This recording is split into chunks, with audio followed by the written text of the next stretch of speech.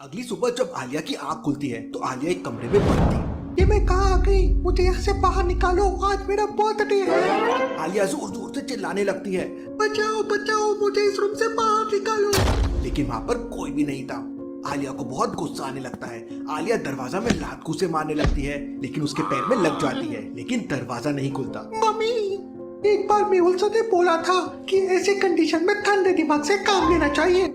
आलिया खुद को कूल करने के लिए फोकस करने लगती है और फिर आलिया को समझ आ जाता है कि वो जिस दरवाजे को खोलने की कोशिश कर रही थी वो एक्चुअल में दरवाजा है ही नहीं। लॉजिकल आदमी क्या बता सकते हैं आलिया ने ऐसा क्या देखा कि उसे लगा वो दरवाजा नहीं है? सोचिए सोचिए।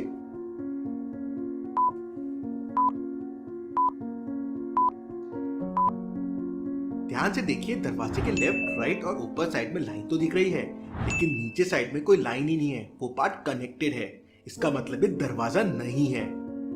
आलिया को कुछ समझ नहीं आ रहा था कि उसे किसने किडनैप कर लिया और क्यों, और वो कहाँ पर है। मुझे मेरा बर्थडे सेलिब्रेट करना है। मेरे सारे दोस्त मेरा इंतजार कर रहे होंगे।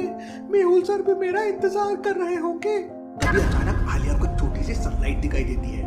आलिया को बाहर जाने की एक होप मिल जाती है। आलिया लाइट को फॉलो करते हुए उसके सोर्स तक पहुंच जाती है।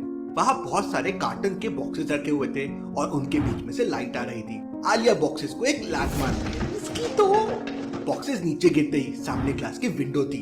आलिया विंडो से नीचे झांक कर देखती है तो उसके होश उड़ जाते हैं। आलिया एक बहुत बड़ी बिल्डिंग के सबसे ऊपर वाले फ्लोर पे थी और सामने आगे पीछे हर तरफ जंगल ही जंगल था। आलिया को बहुत टेंशन होने लगती है। बस एक बार यहाँ से बाहर निकल जाऊं, फिर जिसने मुझे किडनैप किया है उसकी तो। उधर डिटेक्टिव मेहुल के पास अमन का कॉल आता है और अमन मेहुल को बताता है कि कल रात उसकी दुकान में चोरी हो गई है। अमन का कॉल आते ही मेहुल तुरंत अपनी कार लेके अमन की दुकान की तरफ निकल पड़ता है। मेहुल अमन के बताए एड्रेस पे पहुंच जाता है, लेकिन वहाँ पर एक नहीं 3 दुकानें थी। मेहुल तुरंत समझ जाता है कि तीनों में से कौन सी दुकान अमन की हो सकती है, लेकिन लॉजिकल आदमी क्या आप समझ पाए? सोचिए सोचिए।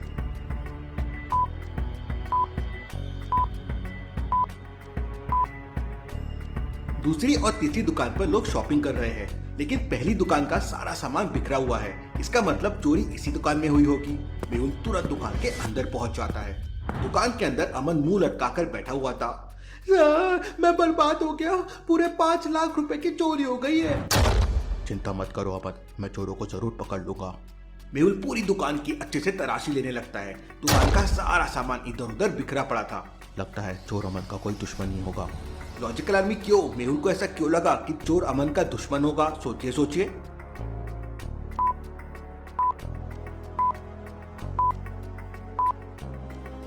ध्यान से देखिए, दुकान के अंदर नमक के पैकेट को तोड़ा गया है। यहाँ तक कि ऑयल की बोतल की कैप भी खोल खोल कर सारा ऑयल नीचे फेंक दिया गया है। अब भला कोई चोर बोतल की कैप खोल के अपना टाइम वेस्ट क्यों करेगा? दुकान में गंदगी क्यों करेगा? मतलब वो इंटेंशनली अमन का नुकसान करना चाहता था। अमन, क्या तुम्हारा किसी के साथ कोई लड़ाई या झगड़ा है? तब अमन बताता है कि पिछले 1 हफ्ते के अंदर उसका 4 लोगों के साथ झगड़ा हुआ है। अरे यार, तुम तो कितने झगड़ालू हो। इसके बाद अमन उन सारे लोगों का नाम बताता है जिनके साथ उनका झगड़ा हुआ था।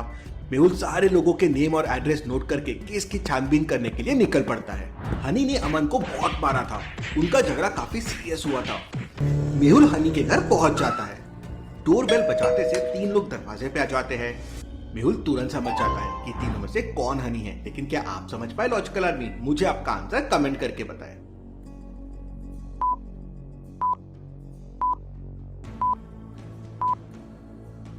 पहला वाला बच्चा तो 10-12 साल का लग रहा है, भला वो अमन को कैसे मार सकता है? और तीसरा वाला आदमी तो काफी बुजुर्ग है। इसका मतलब दूसरा वाला बंदा ही हनी होगा। हनी, क्या तुमने कुछ दिन पहले अमन की पिटाई की थी? अमन का नाम सुनते ही हनी का दिमाग गर्म हो जाता है और हनी मेहुल को उल्टा सीधा बोलने लगता है। क्या तुम उसके चमचे हो? चुपचाप यहाँ से निकल जाओ। मेहुल हनी को एक जोरदार थप्पड़ मारता है। I am detective Mehul. Mehul का नाम सुनते ही हनी रोने लगता है।